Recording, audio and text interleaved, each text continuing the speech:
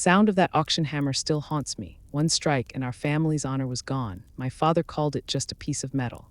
He said it didn't feed the family, didn't pay the mortgage, but I grew up staring at that metal on the wall, the one my grandfather earned at Hill 937, where he carried 3 men through fire while the sky burned red. To me, that metal wasn't metal. It was the reason our name still meant something when he sold it. I didn't yell, I just stood there silent while strangers held our history under fluorescent lights. The man in the back raised his hand. Sold. That sound hit harder than any battlefield memory I ever carried. People think betrayal happens in arguments, but sometimes it happens in silence when someone you love trades your legacy for comfort. For months, I avoided looking at the empty space on the wall. I thought that story had ended. Until the phone rang and a voice I'd never heard said, "Lieutenant Carter, the Department of Defense requests your presence at the Pentagon." That was the moment I realized you can sell a medal, but not what it stood for.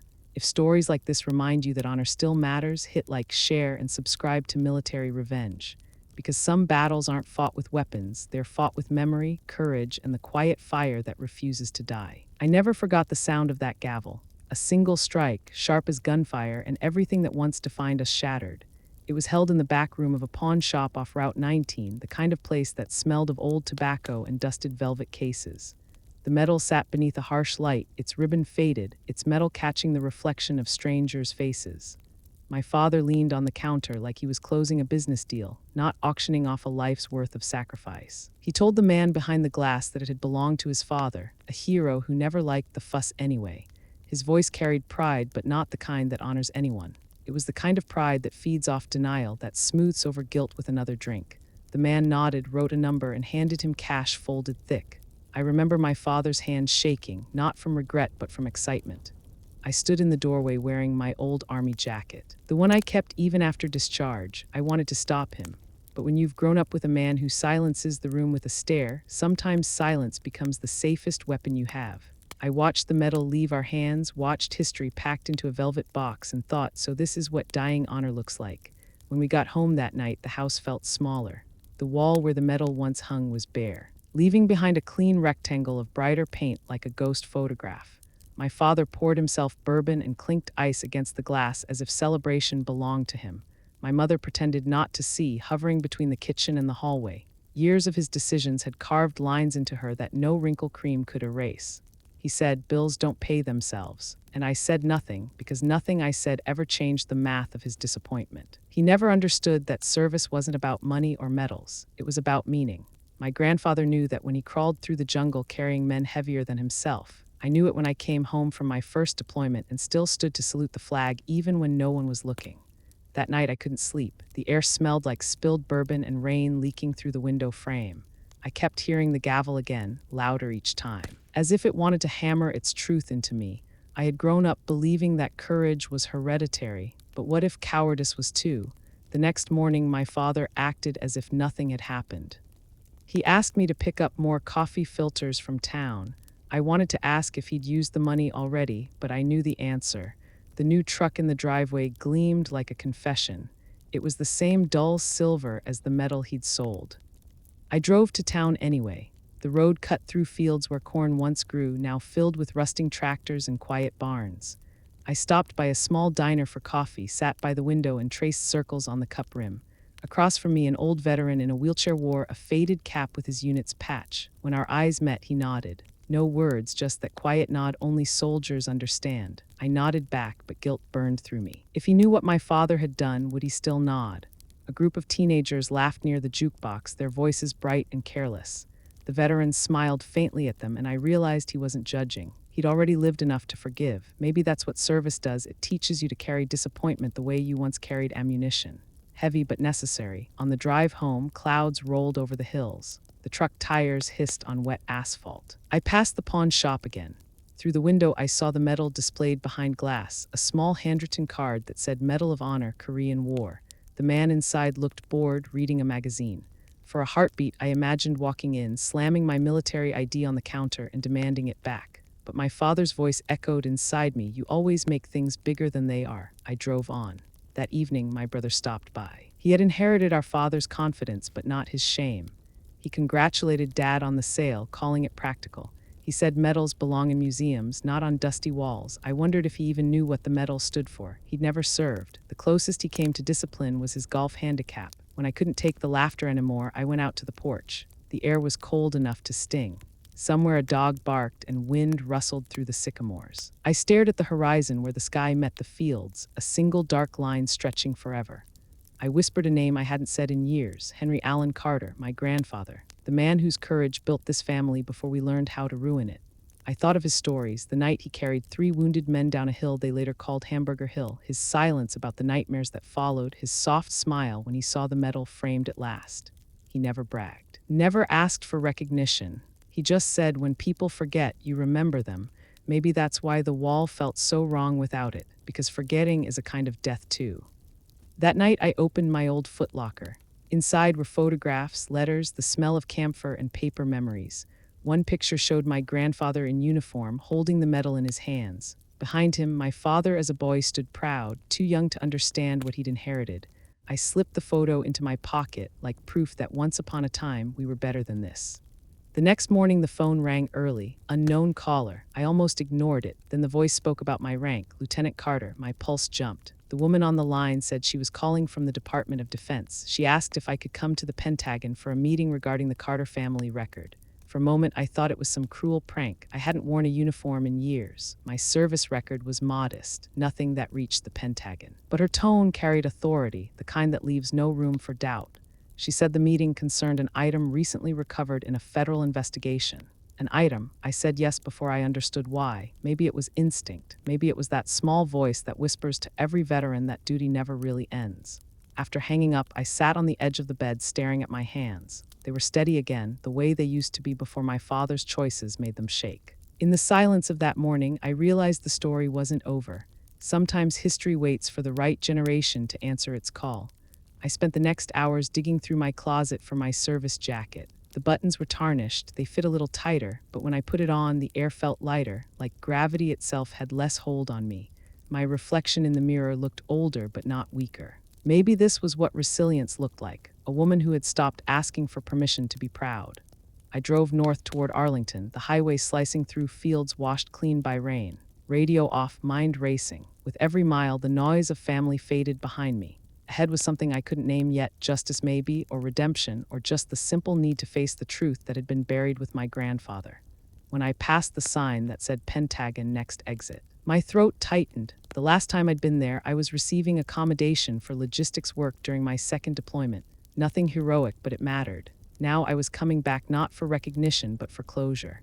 I parked in the visitor lot and sat for a moment, watching rain streak across the windshield. Somewhere inside that building was a piece of metal that carried our name, the same one my father sold for whiskey and pride. A young guard at security looked at my ID, then at me.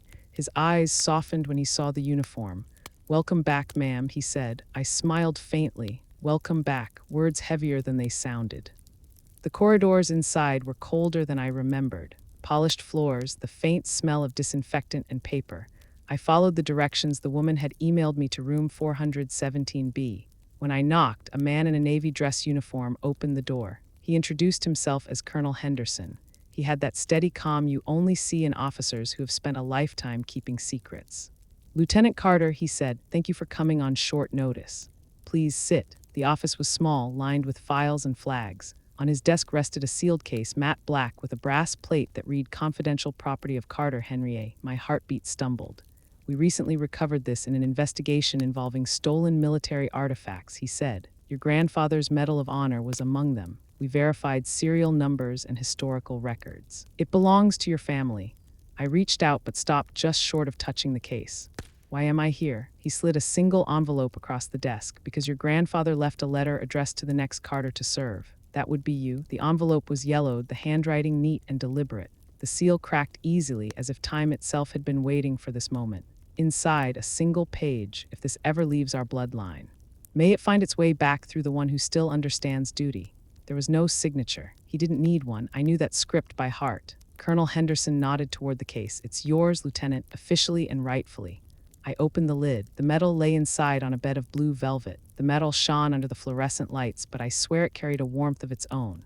My breath trembled as if the air remembered who we were before we forgot. Some legacies don't wait to be claimed, they return to whoever still believes. I thanked him, my voice barely steady, and he smiled. Your grandfather's file is classified, he said, but part of it was declassified recently. He wanted you to know something about a project he led, Operation Echo Bridge. I asked what it was, but he only said it saved lives on both sides. He trusted you'd understand when the time was right. When I stepped out of the Pentagon that afternoon, sunlight broke through the clouds. The metal weighed light in my hand but heavy in meaning. As I reached the parking lot, I saw my reflection in a puddle, uniformed again, posture straight. For the first time in years, I didn't see disappointment staring back. If you've ever carried someone's legacy, even when the world forgot it, you know this feeling. Keep watching, because this was only the beginning. When I stepped out of the Pentagon that afternoon, the light hit me in a way I hadn't felt in years. Clean, unwavering, almost holy. It washed over the metal in my hand, scattering tiny reflections across the pavement. For a moment, I stood still, afraid that if I moved, the entire moment would dissolve like a dream. Around me, the world went on as if nothing had changed. Officers walked briskly with folders, security guards chatted, flags stirred in the faint wind. But everything inside me was shifting. The metal felt heavier now, as if it remembered everything my family had forgotten.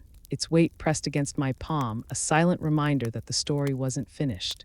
I slid it into my pocket and walked toward the parking lot, my boots clicking on the concrete like echoes of orders long past. Somewhere deep in my chest, a slow, steady rhythm began to rise again, the same one that carried me through every deployment. Every lonely night overseas, every disappointment I'd buried under silence. Driving back through Virginia, the sky stretched wide and endless. Gold light spilled across the horizon, and I caught myself thinking about my grandfather's voice, rough and warm, telling me that honor is what you do when nobody's watching. He must have known this moment would come. He must have known I'd be the one to face it. The old farmhouse came into view just before sunset. The porch light was already on, the same flickering bulb that never quite burned out. I parked at the edge of the gravel driveway and sat for a long time, engine off, windows down, listening to the cicadas hum like background static to a life I no longer belonged to. Through the window, I could see my father in his chair, the TV's blue light flickering across his face. A bottle stood beside him, half empty. My mother moved quietly in the kitchen, her motions slow and careful. Like someone tiptoeing through broken glass, everything was exactly as I'd left it, yet nothing felt the same. When I opened the door and stepped inside, my father didn't look up. The room smelled of smoke and regret. My boots clicked on the wood floor, steady, unhurried. He finally turned when I stopped in front of him. You look like you've seen a ghost, he muttered. Maybe I have, I said. I placed the metal on the table between us. Its ribbon lay folded perfectly, the metal catching the dim light like a living thing. For a second, he didn't recognize it. Then his eyes widened and his hand froze halfway to the glass. Where did you get that? From the Pentagon. They found it. They called me. He laughed once, sharp and disbelieving. You're kidding. That thing's been gone for months. Some collector bought it off me. Not anymore. It's home. He stared at me, face tightening. You think you can just walk in here with that and pretend you're some kind of hero? That metal didn't pay our bills. It didn't fix this roof or put food on the table. You don't know what it's like trying to hold this family together. I met his eyes. You didn't hold it together, Dad. You sold it piece by piece. The silence stretched so long that I could hear the refrigerator hum. My mother stood in the doorway, drying her hands on a towel. Her eyes darted between us, as if measuring which of us was more dangerous at that moment. He leaned forward, voice low. You think you're better than me because you wore a uniform. I was here, working, paying for everything while you chased some fantasy about honor. Honor isn't a fantasy, I said. It's a choice. And you sold yours for a down payment on a lie. His face flushed, and the old anger came roaring back, the kind that used to fill the house like smoke. He slammed his fist on the table, but I didn't flinch. I'd faced worse men in worse places. You don't talk to me like that in my house, he said. Then maybe you shouldn't have sold the only thing that made it worth respecting, I replied quietly. He stood. And for a second I thought he might actually strike me, but then his hand dropped to his side. He looked smaller somehow, shoulders slumped, breath heavy. The fire that had always burned in him flickered and died, replaced by something I'd never seen before, shame.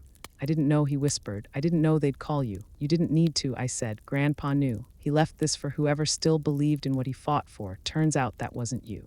I picked up the metal and started toward the door.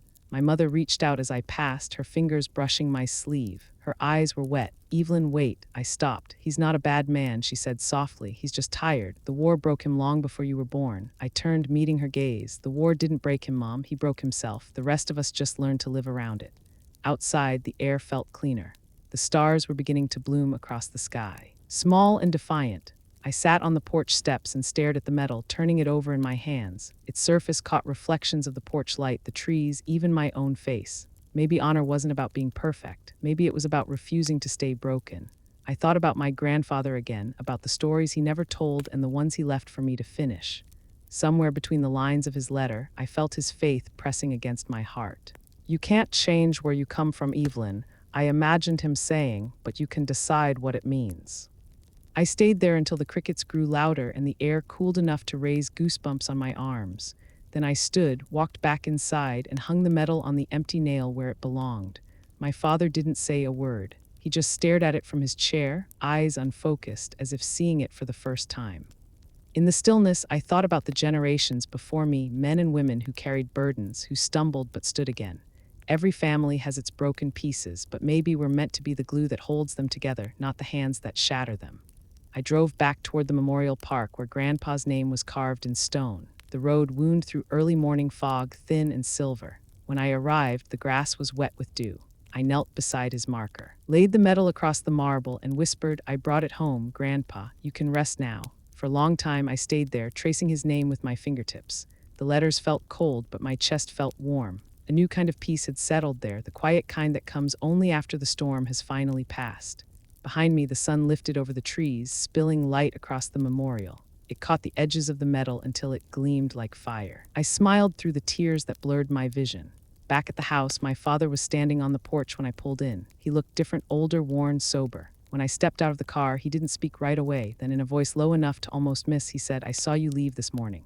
I waited. He cleared his throat. "I shouldn't have sold it. I thought it didn't matter anymore." "It always mattered," I said. "You just forgot why." He nodded slowly. "Can I see it?" I hesitated, then handed him the medal. His fingers trembled as he held it, thumb brushing over the engraved name.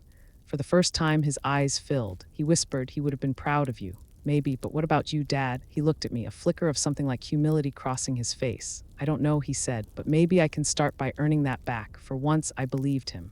That night, as I sat alone in my room, the medal rested on the dresser beside the folded flag. Outside, the wind carried the faint sound of church bells. I thought about everything that had happened, every word I'd said, every silence I'd endured. Maybe families are like metals, tarnished by time, scarred by carelessness, but still capable of shining again if someone cares enough to polish the truth. If you've ever watched someone sell what you thought was sacred, you know the ache that follows. But sometimes redemption begins right where the betrayal ends. And sometimes the call that saves you doesn't come from the world at all, it comes from within. The weeks that followed felt like standing in a house after the fire's gone out. The walls still held the smoke, the smell of what used to be, and every silence sounded like an echo of something lost. My father drove that new truck everywhere he could, as if moving faster could outrun the shame sitting in the passenger seat. My mother baked too much, kept her hands busy to keep her thoughts from touching what she couldn't fix. My brother visited often, smiling in that easy way that only people untouched by consequence can. He'd slap Dad on the back, joke about his new wheels, and say how proud Grandpa would be that the family finally had something to show for all those years of sacrifice. I never joined in. I couldn't. Every time their laughter spilled across the table, I felt the weight of that empty wall pressing against me, heavy as guilt. I moved into a small apartment above Main Street after that. One room, one window. One chair that creaked every time I leaned back. The kind of place where the clock becomes your only company. I told people I needed space, but what I really needed was distance. Distance from the voices that turned loss into a punchline. Distance from the man who once taught me to salute but forgot how to stand tall himself. Most nights, I sat by that window and watched the town lights flicker out one by one. The silence grew thick, like fog. Sometimes I'd pull out my old uniform just to feel the weight of purpose again. The medals pinned to it weren't many, but they were mine. Proof that service wasn't a story someone could sell. Winter came hard that year. Snow piled against the window, soft but relentless. I took extra shifts at the community center, helping veterans file their paperwork, the kind of quiet work that never made headlines but saved people piece by piece. There was a Marine named Harris, missing 2 fingers, who always left me a peppermint candy as thanks, and an old nurse, Mrs. Lang, who came every Tuesday with coffee strong enough to peel paint. They reminded me that even broken soldiers still stood for each other. One night, as I locked up the center, the wind cut sharp through my coat. I looked across the street and saw a man step out of a pawn shop, the same one. For a heartbeat, I thought I saw something glint in his hand under the streetlight. A small flash of gold, my chest tightened. I almost ran to him, almost, but I stopped. Maybe it was fear, or maybe it was the memory of how little it mattered to the people who should have cared most. Back home, I poured a cup of cheap coffee and sat on the floor with my back against the wall. The space where the medal used to hang at my parents' house kept replaying in my mind. That clean rectangle of untouched paint, brighter than everything around it. You don't forget something like that. It burns itself into your vision like a scar. I thought about calling my father, but what would I say? That I forgave him? That I didn't? That I missed the version of him I used to believe in? Instead, I just whispered into the dark, "Grandpa, I tried. I really tried." It was past midnight when the phone rang. The sound cut through the stillness, sharp and unexpected. I let it ring twice before answering. Lieutenant Carter, the voice was calm, formal, too precise to be a telemarketer. "Yes, this is Carter. This is Sergeant Reyes from the Department of Defense Records Division. I apologize for the late call, but your name came up in connection to an ongoing review of classified family service files. We'd like you to come to the Pentagon for verification." My mind blanked. Verification of what? He paused, as if reading from a line he'd said too many times before. "The Carter Legacy file, ma'am. There are some inconsistencies we'd like to clarify." I gripped the phone tighter. My breath came slowly. The medal, I thought. It has to be about the medal. "Of course," I said. "When?" "Tomorrow, 0900 hours. Bring identification and any personal records you might have related to your grandfather's service." After he hung up, I sat there listening to the hum of the dial tone. The sound felt old, almost military in its precision. I leaned back against the wall, eyes on the ceiling, heart pounding. The Pentagon, after all these years. The next morning, I woke before dawn. The air outside is a bit like cold steel. I pulled my uniform jacket from the closet again, brushed the dust from the sleeves, and straightened the insignia. My reflection stared back from the mirror, older, sharper, steadier. Not the girl who watched her father sell the family's soul, but the woman who might just win it back. The drive north felt endless. I kept one hand on the steering wheel and the other on the envelope that held Grandpa's photo and service certificate. The sky was gray, low, and heavy. It matched the weight in my chest. When I reached the Pentagon, security felt tighter than I remembered. The guard at the gate checked my ID twice before letting me through. Inside, the air smelled like paper and history. My footsteps echoed down the corridor, a rhythm of nerves and duty. A young officer met me at the door. He led me to a waiting room, offered me water, then disappeared behind a heavy door marked confidential. I sat there staring at the seal on the wall, the eagle carved in gold, wings spread as if to say, "We see everything." After what felt like hours, the door opened. A woman in a navy suit stepped out, clipboard in hand. "Lieutenant Carter, thank you for waiting. My name is Major Denise Holloway. Please follow me." Her tone was polite, but her pace said she didn't have time to waste. We entered a conference room lined with framed photographs of soldiers and commanders. At the far end of the table sat a familiar face, Colonel Henderson, the man who'd handed me the medal months before. "Good to see you again, Lieutenant," he said. His expression was unreadable. "You asked for verification," I said, sitting down. "We did." He folded his hands. "But this is about more than a file. Something's come up that we think you should see." He slid a folder across the table. My name was stamped on it in bold black ink. Inside were photocopies of documents I didn't recognize, letters, reports, some stamped with dates decades old. And there, near the bottom, one page with my father's name. "What is this?" I asked. He hesitated. "Your grandfather's foundation. The one he established jointly with British intelligence after the war. It was meant to fund veteran recovery and education programs. The records show the American branch was transferred under your father's control 15 years ago." I stared at the page. My stomach turned cold. I didn't even know it existed. "We believe a significant amount of money has gone missing." The major said quietly, "Millions. The paper trail ends in your father's personal accounts." For a long moment, no one spoke. I felt the air thin around me. "We need someone from within the family who can reauthorize the investigation. Officially, you want me to sign off against my father. We want you to decide what honor means to you, Lieutenant." I looked down at the papers again. Every line on the page felt like a betrayal written in ink. I thought of that day at the auction, the laughter, the way my father's eyes gleamed when the deal was done. It hadn't been about the medal. It had never just been about that. It was about control, about rewriting what legacy meant. When I left the Pentagon that day, I didn't drive home. I drove to the Veterans Memorial by the river. The water was still frozen along the banks, reflecting the pale winter sun.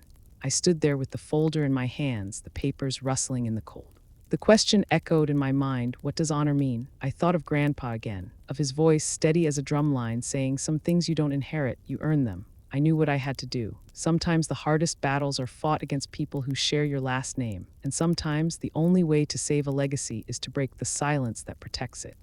I got back into the car, started the engine, and drove toward the only place where truth still waited, the house on the hill, where the metal had been sold, where the lies began.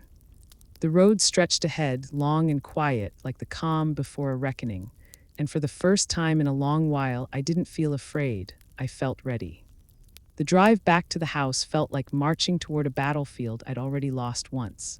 The fields along the highway were bare and colorless, the winter wind cutting through the cracks of the car window. Every mile closer felt heavier, but I didn't turn back. Some fights don't wait for courage, they demand it on arrival. By the time I reached the driveway, twilight had settled over the hills. The porch light was on again, the same flicker that never stayed steady. My father's truck was parked crooked, half on the grass. I could see the glow of the television from inside, flashes of blue light against the window blinds. My pulse drummed steady and cold. I didn't knock. The door creaked when I opened it, and the smell of bourbon hit me like an old memory. My father turned his head slowly, his face shadowed, eyes red from the kind of exhaustion that doesn't come from work. My mother sat near the kitchen, pretending to read a magazine that had been on the table for weeks. "You look like trouble," he said, voice rough. I set the folder on the table and slid it toward him. "Trouble has a name this time." He frowned, staring at the Pentagon seal on the cover, then glanced up at me. "What's this supposed to be?" "Evidence," I said, "from the Department of Defense. It's about Grandpa's foundation." He laughed, but it came out thin, uneasy. "You drove all the way here to talk about some paperwork." "It's not paperwork," I said quietly. "It's proof." His eyes flicked to the pages, then away again. He reached for his drink instead. I could hear the ice clink against the glass. I opened the folder and spread the documents across the table. The sound of paper sliding over wood filled the silence. I pointed to his signature on one of the forms. "You moved funds from the Veteran Foundation into personal accounts. You used his name to buy that truck, those renovations, everything." He set his glass down hard enough to spill a few drops. "That money was mine. He wanted me to take care of the family." "No," I said, "he wanted you to take care of his men, the ones who never came home, the families who still struggle while you sit here drunk on their sacrifice." My mother's hand flew to her mouth. My brother appeared at the top of the stairs, drawn by the rising voices. "You think you're the only one who knows duty." My father's voice grew louder, the tremor in it edged with fear. "You ran off to play soldier, but I stayed. I worked. I kept this place alive." "You didn't keep it alive," I said. "You hollowed it out. All that's left are walls and pride." His hands slammed against the table, rattling the papers. "You don't know what it's like to live in my shadow. You think being Henry Carter's son was easy. He never looked at me the way he looked at you." "Because I didn't need to be the center of his story," I said. "I just wanted to live it right." He stared at me, breathing hard. The lines in his face seemed deeper than ever, carved by years of bitterness. For a long moment, the only sound was the ticking of the clock on the mantel. "You're going to ruin this family," he said finally, voice low. "No," I said. "You already did. I'm just cleaning up what's left." I gathered the papers and placed them back in the folder. My brother took a step forward, his voice uncertain. "Evelyn, maybe we can handle this quietly." I turned to him. "Quiet is how this happened. Quiet is how people like Dad get away with it. I'm done with quiet." I walked to the doorway and paused. Grandpa's words echoed again, the ones he'd written on that old letter. "Duty doesn't end when the uniform comes off." I looked back at my father. "You'll be hearing from them soon. The audit's already in motion." He said nothing. His shoulders sank as I left, and for the first time I saw the man behind the anger. Not a tyrant, just someone who couldn't live up to the legacy he inherited. Outside, the air was sharp with frost. The stars were faint above the clouds, and the wind carried the faint scent of cedar from the hills. I got into the car and sat for a while, hands gripping the wheel, heart pounding not from fear but from release. When I finally started the engine, headlights cut across the yard, illuminating the flagpole beside the porch. The flag was gone. Maybe it had torn away in a storm, or maybe someone had stopped caring enough to raise it. Either way, the emptiness of that pole hit harder than I expected. I reached into my pocket, pulled out the folded metal ribbon and tied it gently around the base. It fluttered in the wind, a small streak of blue and red against the night. It wasn't much, but it was enough to remind the earth whose name still mattered here. On the drive back to town, my phone buzzed, an unknown number again. I answered without thinking. "Lieutenant Carter," the voice said. "This is Major Holloway. We wanted to thank you for your cooperation earlier. Your authorization has reactivated the investigation." I nodded even though she couldn't see me. "Did they confirm the misuse?" "Yes, the findings will be forwarded to the Justice Department. The funds will be restored to the foundation." I closed my eyes for a second. "Thank you. One more thing," she said. "The Secretary of Defense has asked that you attend the press briefing next week. The Carter name still carries weight, Lieutenant. It's time the right person bore it." For a moment, I couldn't speak. I thought about Grandpa, about the weight of the medal, about the long line of silence I'd just broken. I thought about all the soldiers who never got their medals back, whose families sold their memories to survive. "I'll be there," I said. When I hung up, I rolled down the window.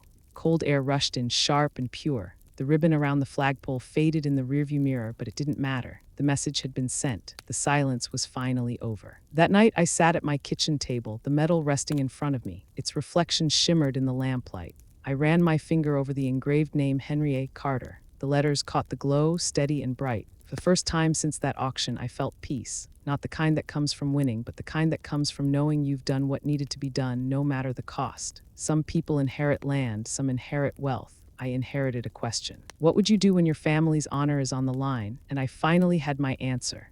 The metal gleamed softly, almost breathing with the room. Outside, dawn began to stretch its light across the window, turning everything gold. The world was quiet again, but not the same kind of quiet. This one carried purpose. This one carried the truth. Sometimes redemption isn't loud. Sometimes it's just the sound of paper rustling in a folder, a signature on a line, a legacy coming home. If you've ever stood alone against your own blood for something bigger than yourself, you understand. Every scar, every silence, every moment of doubt becomes the proof that you didn't break. And maybe, just maybe, that's what honor really means. The day of the briefing came wrapped in that strange kind of light Washington carries after a long rain. Soft, muted, like even the sky was holding its breath. I woke before the alarm, my uniform already hanging by the door, pressed and ready. It had been years since I'd stood in front of a room full of brass, but my hands didn't shake this time. The only tremor I felt came from somewhere deeper, the pulse of a truth that refused to stay buried any longer. When I reached the Pentagon, the corridors buzzed with quiet purpose. Shoes clicked, papers whispered, and somewhere down the hall a flag was being folded. The sound always made me pause. Folding a flag isn't just ceremony, it's an act of remembering. Each fold means something different: hope, honor, sacrifice. By the time it's done, what's left is more than cloth. It's history made small enough to hold. Major Holloway met me outside the conference room. She was calm as always, her voice clipped but not cold. "The secretary will address the press first," she said. "Then you'll be introduced as the representative for the Carter Foundation's reinstatement." Representative, that word sat heavy on my tongue. I wasn't just a daughter anymore, or a soldier, or the forgotten heir to a name worn thin. I was a bridge between what my grandfather built and what my father broke. Inside, the room smelled like paper and coffee, like nerves dressed up in protocol. Cameras were already in place, lights glaring too bright for comfort. When the briefing began, I sat quietly in the front row, hands folded over the folder containing the file they'd just unsealed. The secretary spoke about restoration, about partnerships across nations, about how legacies can endure when integrity is restored. It was all the kind of language people expect at podiums. But then he said my grandfather's name. And for a second, my throat closed. "General Henry A. Carter," he said, "a man whose service extended far beyond the battlefield. His family's foundation will now resume its mission to support veterans and their families under the leadership of his granddaughter, Lieutenant Evelyn Carter." Applause rose like a wave, polite but warm. The cameras turned toward me. I stood, nodded once, then accepted the folder the secretary handed me. Inside was the original classified document my grandfather had left behind, the one marked Confidential Carter, Henry A. When the reporters left and the lights dimmed, I stayed behind. Colonel Henderson appeared in the doorway, holding a small case in one hand, the same one I'd seen before. He set it on the table. "It's time, Lieutenant." I hesitated before touching it, the way you might hesitate before opening a letter from someone you've already mourned. The metal was cold against my fingers, the seal unbroken. "Go ahead," he said. I broke the seal. Inside, nestled against blue velvet, was my grandfather's Medal of Honor, and beneath it, a single folded letter in his familiar, steady handwriting. The sight of it made my chest tighten. I unfolded the paper. The ink had faded a little, but the words were clear. "If this ever leaves our family, may it find its way back through the one who still understands duty." I read the line again, slower. "Through the one who still understands duty." He hadn't said descendant. He hadn't said soldier. He'd said one who understands. It wasn't about blood or rank. It was about belief. Under the letter was another envelope, this one thinner, stamped with a date nearly 40 years old. Inside were photographs, black and white prints of soldiers in mud and smoke, men with hollow eyes and steady hands. One of them was my grandfather, younger than I'd ever seen him, standing beside a group of British officers. Behind them, a sign half buried in dirt read Operation Echo Bridge. Colonel Henderson watched silently as I studied each photo. Your grandfather's work during the Cold War never made the records, he said, but it saved lives. Intelligence exchanges, humanitarian extractions, rebuilding efforts across Europe. He refused recognition, said it belonged to those who didn't come home. I traced my finger along the edge of one photograph. The image of my grandfather's face caught in a rare smile. What happened to the others? Most went on to lead veterans initiatives overseas. A few disappeared into intelligence roles. The British branch of the foundation still operates quietly. What we didn't know was that your grandfather funded both sides from his own accounts. Every penny he earned went back into those missions. My chest ached with a mix of pride and disbelief. He'd never mentioned it, not once, to me. He'd just been Grandpa, the man who taught me to fish, who made hot cocoa the same way every winter, who told stories about courage without ever naming himself in them. Henderson handed me one more file. We believe he intended to pass this to you personally, he said. It was found sealed behind a false drawer in his desk, only recently discovered. Inside was a list of names, dozens of them, veterans, widows, children, people who had received assistance from the foundation decades ago. Some names were crossed out, others marked with notes in my grandfather's handwriting. Tuition paid, housing secured, prosthetics delivered. At the bottom of the list was a line written in darker ink. Legacy isn't what you inherit, it's what you protect. I felt the tears rising before I could stop them. Henderson looked away politely, giving me the dignity of silence. When I finally found my voice again, it came out low. He really believed I'd find this, didn't he? He did, the colonel said, and he believed you'd know what to do next. I closed the file and held it against my chest. Outside, the light through the window had shifted, turning the floor to gold. I thought about my father again, sitting in that house with his empty pride and expensive truck, and for the first time I didn't feel anger. I felt pity. He'd spent his life trying to own something that was never meant to be owned. But me, I'd just been given a chance to earn what no one else could buy. Before I left, Henderson stopped me. There's one more thing. He handed me a small leather-bound journal, edges worn soft from use. The initials HAC were embossed on the cover. Your grandfather kept this with him on every mission. He called it his reminder book. I opened it carefully. Inside, each page was filled with notes, coordinates, and quotes written in neat block letters. Some were military details, others small fragments of thought.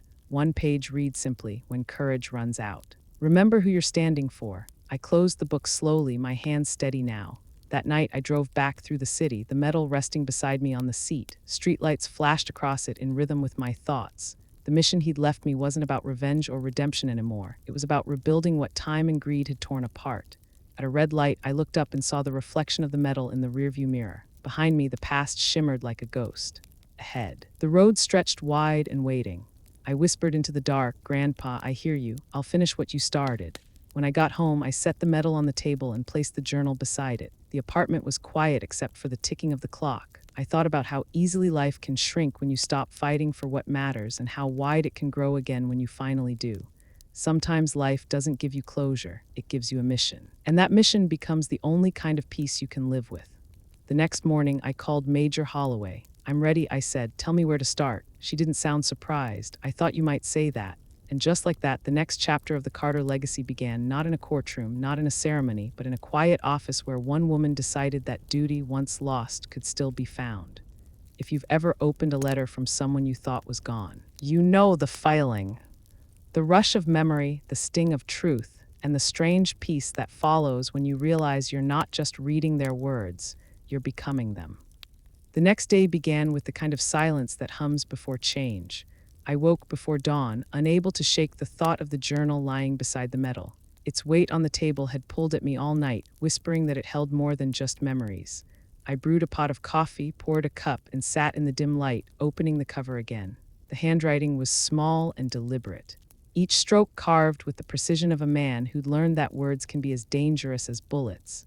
Midway through the book, a folded piece of map paper slipped free. The corners were worn, edges smudged from time and fingerprints. On it were coordinates written in the same steady block letters. A name hovered above them, Echo Bridge. I typed the numbers into my laptop. The map zoomed into a small stretch of countryside in Virginia, miles from where I grew up. Just an old rail bridge spanning a narrow river, half forgotten, half buried in ivy. I felt my pulse quicken. It wasn't coincidence that he'd hidden this here. By noon, I was standing at the edge of that river. The winter air bit hard against my cheeks. The bridge rose above the water like an iron skeleton, the paint long peeled, the wood slick with moss. Beneath it, the current whispered, steady and endless. I ran my hand along one of the rusted beams. Feeling the cold bite of metal against my palm, he had written about this place once in a story I thought was a fable, a bridge built not for escape but for passage.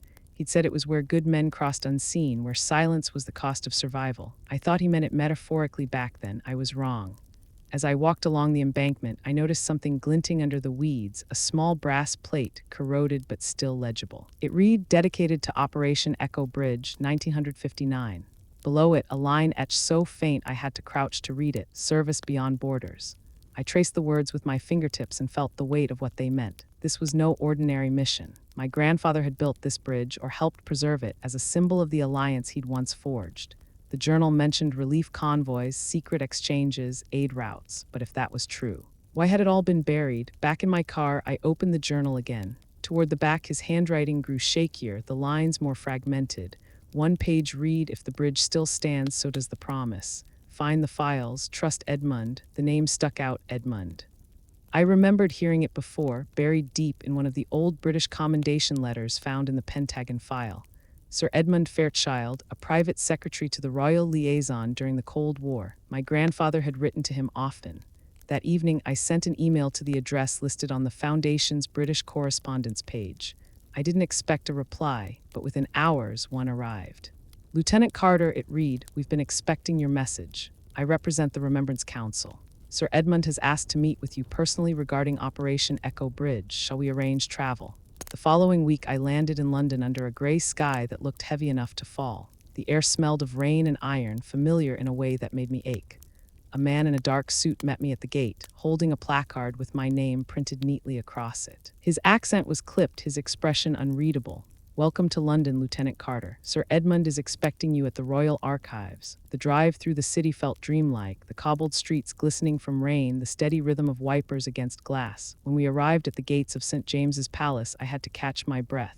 The last time I'd stood on grounds like this, it had been under military orders. This time, it was something else entirely.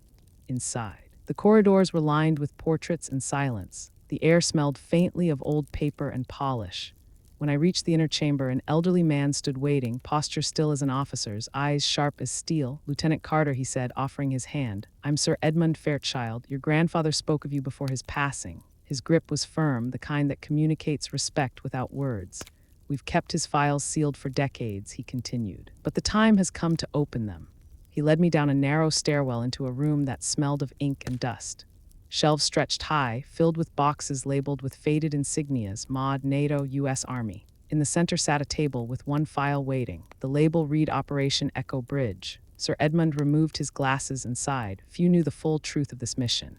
Your grandfather led a covert humanitarian network between the U.S. and the U.K. After the Berlin crisis, he coordinated safe passages for refugees, supplied orphanages, rebuilt hospitals, but secrecy was necessary. Not every ally believed in mercy."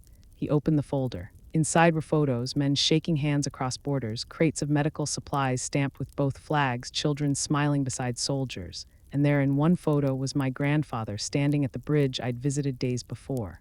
"Why was this hidden?" I asked. "Because war doesn't end when treaties are signed," he said softly. "Your grandfather refused recognition because he feared politics would taint what was pure. He used his pension to keep the foundation running quietly. When he passed, the funds fell dormant. Your father inherited the authority but not the purpose." My chest tightened. All this time, my father had claimed the legacy, but it was hollow money without meaning. And now, sitting in that dim archive, I understood what my grandfather had meant when he wrote, "If the bridge still stands, so does the promise." Sir Edmund handed me another folder. "This contains authorization to reactivate the U.S. branch of the Remembrance Foundation under your name. The Queen herself has expressed interest in acknowledging your grandfather's cross-border service." I stared at the papers, the words swimming slightly through my vision. Me, standing where he once stood, carrying a mission born from his silence. Sir Edmund watched me with quiet understanding. "Service," he said, "isn't measured in medals or speeches. It's in what you rebuild after others give up." That night, as I walked along the Thames, lights rippling across the dark water, I felt the old rhythm of duty return, not the uniform kind, but the human kind, the one that says, "You've been given something worth fighting for. Don't let it die again." Back at my hotel, I opened my grandfather's journal one more time.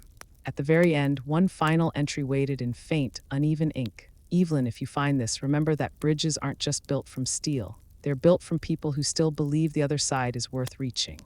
I closed the book gently and whispered into the quiet room, "I understand now." And as I watched the London lights shimmer through the rain, I knew that the next morning, I wouldn't just be Henry Carter's granddaughter anymore. I would be the keeper of his bridge. If you've ever carried a legacy heavy enough to break you, you know the moment it stops feeling like a burden and starts feeling like a purpose. That's when everything changes. The invitation to the memorial arrived 2 months later, printed on heavy paper edged with gold. It felt unreal, like a relic from another century, addressed simply to Lieutenant Evelyn Carter. Inside, the letter was brief but formal. The Department of Defense and the Veterans Affairs Committee would be honoring restored foundations and service families at the National Memorial Plaza on Independence Day. They wanted me to present the Medal of Honor, my grandfather's medal, back to the nation, this time in the name of every forgotten soldier who never made it home. I read the letter twice, then laid it on the table beside the medal. For a long time, I just stared at both, wondering if I was ready to stand in the open again, to wear my uniform in front of cameras and crowds, to see my father sitting in that front row.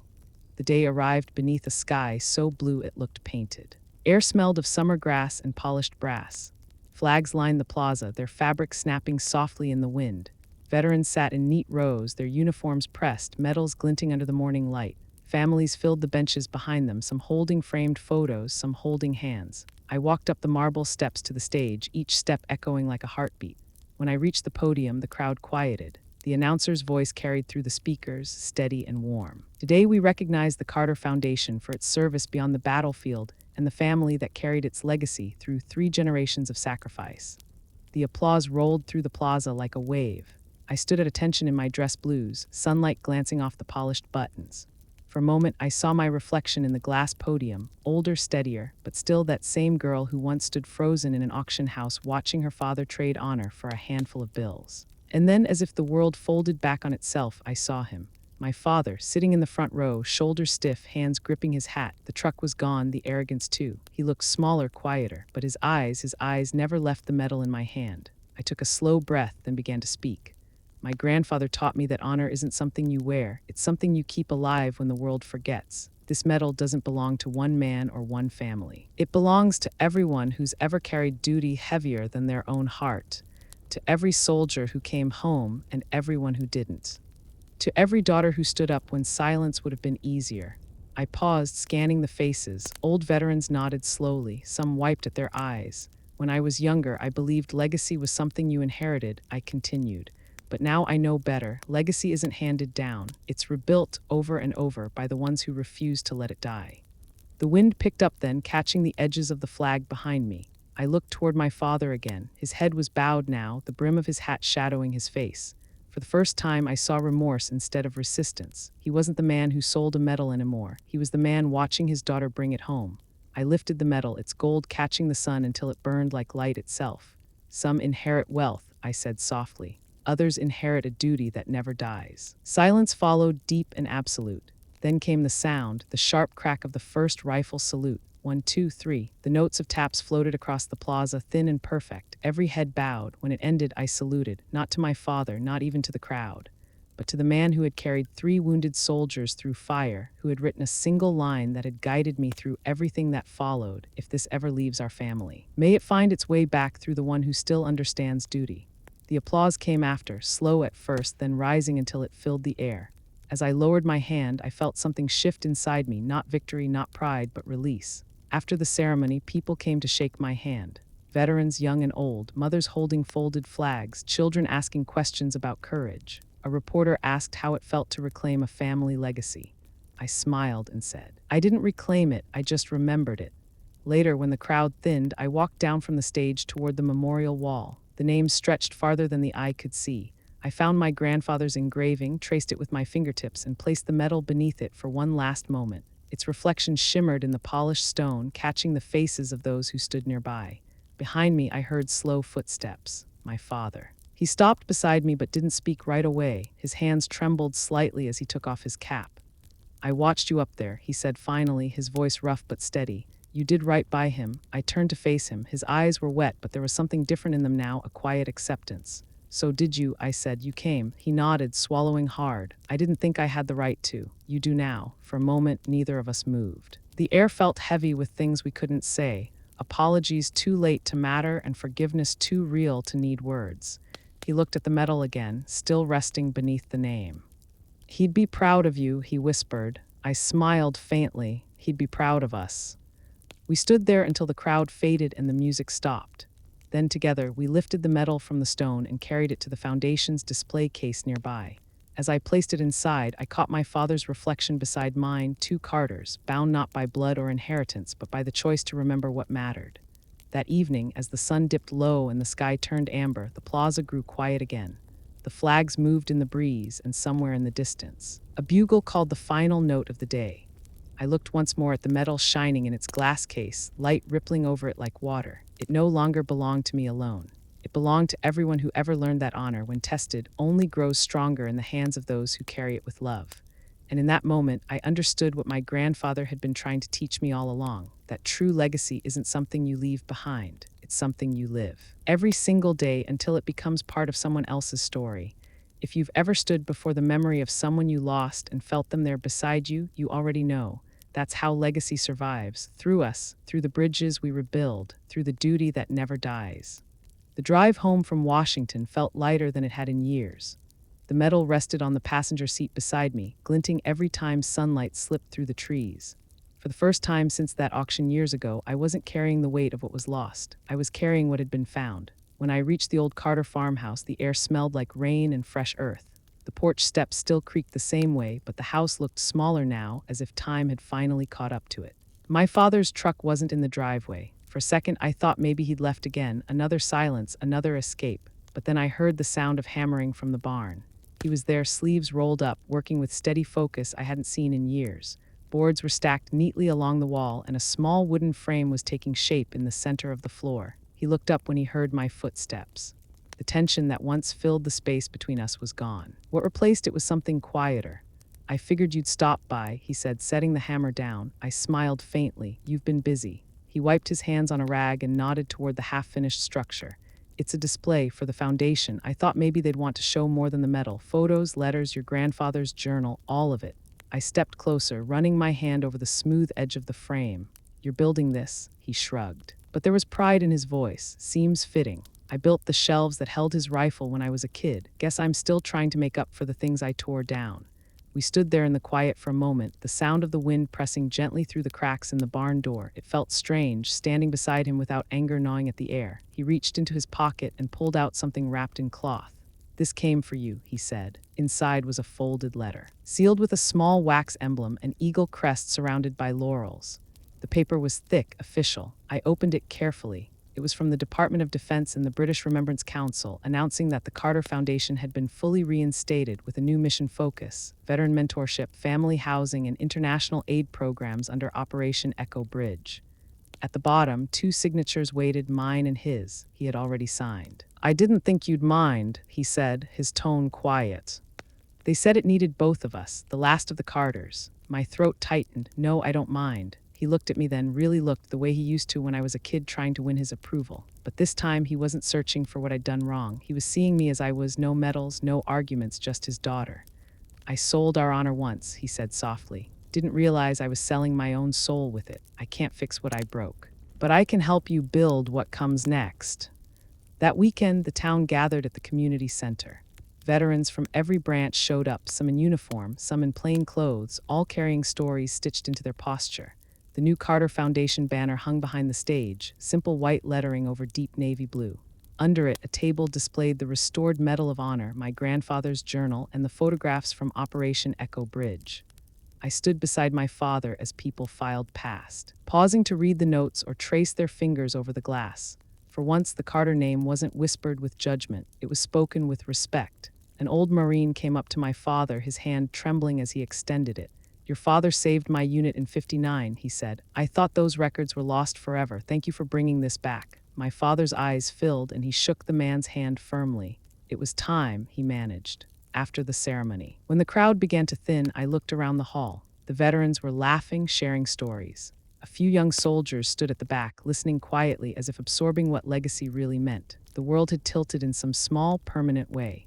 Later that evening, I found my father sitting on the porch, watching the last of the sun fade behind the hills. The metal case sat on the table beside him. He didn't look up when I stepped out, but his voice carried easily in the quiet. "I went by the memorial yesterday," he said. "Left a few flowers. Tell him you did good." I smiled softly. What did he say back? He chuckled, eyes glinting with something like peace. I think he already knew. We sat there together for a long time, saying nothing more. The crickets sang. The flag on the porch stirred in the soft wind. I realized then that the sound of silence could feel like home again as darkness fell. I took out the letter announcing the Foundation's relaunch. Across the bottom was a line I hadn't noticed before, written in small print, a dedication to the next generation, for those who still understand duty.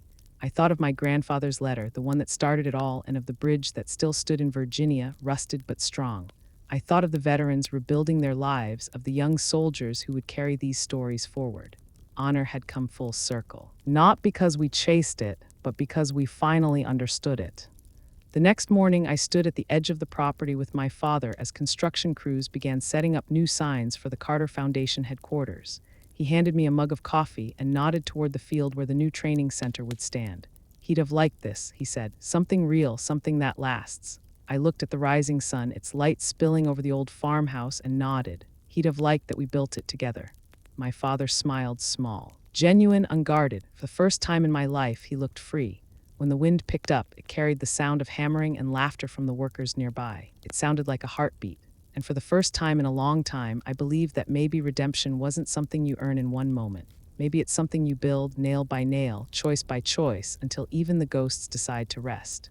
If you've ever watched someone broken find their way back to truth, you know it's never loud, it's quiet, it's steady. It's the sound of honor being rebuilt. And that's how legacies are restored, not in applause or medals, but in the small, steady work of remembering who we were meant to be. The house was quiet that evening, the kind of stillness that only comes after something heavy has been lifted. The last construction crew had packed up hours ago. The new Carter Foundation building stood complete just beyond the fields, its glass windows catching the last of the fading light. Inside my living room, the metal hung once again on the wall, polished, centered, the ribbon's colors deep against the pale wood. But it didn't feel like a decoration. It felt like a heartbeat. I stood there a long time, coffee growing cold in my hands, just watching it. The sun had dipped low enough that the metal caught a single line of light across its surface, glowing as if alive. For years, I'd imagined this moment would feel like triumph. Instead, it felt like peace. Quiet, earned. My father's tools still sat by the porch, coated with sawdust from the display frame he'd built. He'd gone to bed early, tired but content. I think he finally understood that redemption isn't loud. It's a kind of silence that settles after truth has done its work. The next morning, the foundation opened its doors to the public. Veterans from every corner of the state arrived, some leaning on canes, some in wheelchairs, some still standing tall with medals of their own. A few young recruits came too, wide-eyed, curious about the name that had become local legend. Inside the main hall, the photographs from Operation Echo Bridge hung beside the restored Medal of Honor. A quote from my grandfather was engraved beneath the display. "When courage runs out, remember who you're standing for." Watching people stop and read that line, seeing how many nodded in silence before moving on, I realized something I hadn't before. The story had never really been about my family. It was about everyone who ever gave more than they got back. Everyone who carried invisible scars and still showed up for one more day. In the afternoon, I hosted the first mentorship circle. 10 veterans, 5 men and 5 women, gathered in folding chairs around a coffee pot and a box of donuts. The conversation started slow, full of pauses and long glances. But then a woman in her 40s spoke up, voice rough with memory. "My son stopped talking to me when I re-enlisted," she said. "He said I cared more about strangers than him. I didn't know how to explain that service isn't about choosing who you love more. It's about loving enough to serve anyway." Her words hung in the air, heavy but true. Across the room, heads began to nod. Someone laughed softly, another wiped at their eyes. That's when I knew the foundation had already begun doing what it was meant to do, turn pain into purpose. By sunset, the building was empty again. I turned off the lights, locked the door, and stepped outside. The sky glowed amber over the hills, just like it had on the day of the memorial. I could still hear the faint echo of the rifle salute in my memory, but this time it wasn't a goodbye. It was the beginning. When I got home, I paused by the wall once more. The metal gleamed in the fading light, the reflection rippling across the room.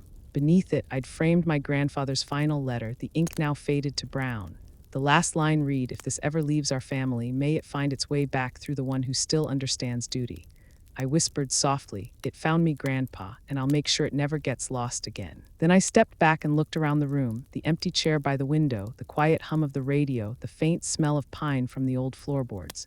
This house had seen shame, anger, silence. Now it felt full again, full of stories, of names, of something bigger than us. My father came out a few minutes later, hair tousled from sleep. "You left the porch light on," he said. "Maybe I wanted to," I replied. He smiled, slow and tired. He would have liked that. We sat together for a while, watching the fireflies spark across the yard. The air was soft, the kind of air that carries forgiveness.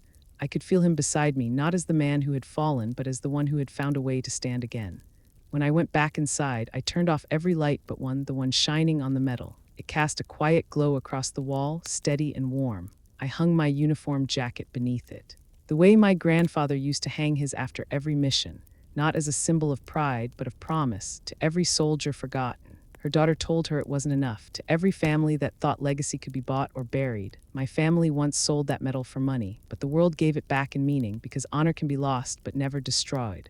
I stepped closer, let my fingers brush the cool metal, and smiled. The past didn't own me anymore. Future was wide open. If this story has found you, maybe it's because you needed to hear it. Maybe somewhere in your life there's a bridge that still needs rebuilding, a silence that still needs breaking, a name that still needs to be remembered. Take a moment to think about it. The person who taught you what duty really means, the one who showed you how to stand when standing hurt. Because legacy isn't something carved in stone or sealed in a frame. It's the quiet work of the living. The steady choice to keep honoring what others began. The light shifted then, just enough to make the metal shimmer like sunrise. And for the first time in a long time, I felt completely at peace. Silent battles, true revenge. Some stories don't end, they just keep serving. The following spring, the Foundation's new headquarters opened its doors to the next class of veterans. I stood at the edge of the field that morning, dew still glistening on the grass, watching a small group gather beneath the rising flag. They were younger, some barely out of their 20s, others older but new to civilian life again. The sound of their boots against gravel sent a memory through me, faint but familiar. It was the rhythm of belonging, of purpose returning. Inside the hall, the air carried a hum of quiet energy. The walls were lined with stories, portraits, letters, maps, fragments of the past woven into a living tapestry. The metal hung at the center, encased in glass. It wasn't the centerpiece because of what it was, but because of what it represented. Around it were photographs of those who had carried the mission forward, from Vietnam to Iraq to today. And beneath it, carved in bronze, was one simple line: legacy is not inherited, it's chosen. I walked toward the podium, my heels clicking softly against the polished floor. My father was sitting in the front row again, but this time beside him were veterans from every branch, young officers, and even a few civilians who had joined the program as mentors. His posture was straight, his expression calm. He'd found his peace here, helping build homes for veterans and teaching the new recruits about integrity, not the kind written on plaques, but the kind that lives quietly in one's choices. When I took the microphone, the room fell silent. I looked around at the faces, eager, weary, proud, uncertain, and felt that same stillness that used to fill me before a mission. I used to think legacy was something we received, I began, but I learned that it's something we rebuild again and again whenever someone remembers why they served. A murmur of agreement rippled through the crowd. My grandfather believed in bridges. I continued, not the kind built from steel or stone, but the kind that connect hearts, generations, and nations. Operation Echo Bridge was never about glory. It was about connection, about proving that courage can outlast war, that compassion can outshine division. I looked toward the wall where the metal gleamed faintly under the lights. That metal was sold once. Our family lost it, but somehow the world found a way to return it. Not because of money or influence, but because honor has its own gravity. It finds the people still willing to carry it.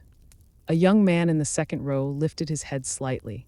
I recognized him, one of the new recruits who had just finished rehab after years of fighting addiction. He'd come through one of our reintegration programs, rebuilding his life piece by piece. He met my eyes and nodded, a silent acknowledgement that the story had found him too. I smiled softly. So today, as we dedicate this new chapter of the Carter Foundation, I want you to remember something. You don't need a medal to serve. You don't need a uniform to matter. All you need is the will to stand for someone else when standing feels impossible. Applause rose, quiet at first, then growing louder until it filled the hall. My father stood, his hands clasped in front of him. For the first time, I saw pride on his face, not pride in possession, but in redemption. After the ceremony, I stayed behind while the others moved outside for the flag raising. The hall emptied, leaving only the echo of footsteps and sunlight filtering through the high windows. I approached the metals case again, fingertips grazing the glass. The reflection looking back at me wasn't just mine, it was theirs. My grandfather, my father, every soldier who had ever carried the invisible weight of service and love. In the stillness, I whispered quietly, "We did it." "Grandpa, the bridge holds." Outside, the anthem began to play. The notes drifted through the open doors, gentle and unbroken. I turned and stepped out into the morning light, the air warm and clean. Rows of flags rippled in the wind, and the veterans saluted as the banner rose. My father stood beside me, hand over his heart. When the final note faded, he turned and said, "It's yours now." I shook my head. "No, it's ours." He smiled, a real, unguarded smile, and in that expression, I saw the man he used to be before bitterness took root. I saw forgiveness, not as an apology, but as a choice to keep living. That afternoon, I walked down to the small creek behind the property, the same place where my grandfather used to sit after long days of work. The water shimmered in the sunlight, slow and steady. I took a folded letter from my pocket, the one he had written decades ago, and read it one last time before placing it in a small wooden box along with a photograph of our family, the Foundation's mission statement, and a list of every name who had served under Operation Echo Bridge. I sealed the box, tied it with twine, and buried it under the oak tree beside the water. Not as a secret, but as a seed. Someday, someone else would find it. Maybe a girl who grew up hearing these stories and wondering if they were true. And maybe she'd understand what I did, that honor doesn't die.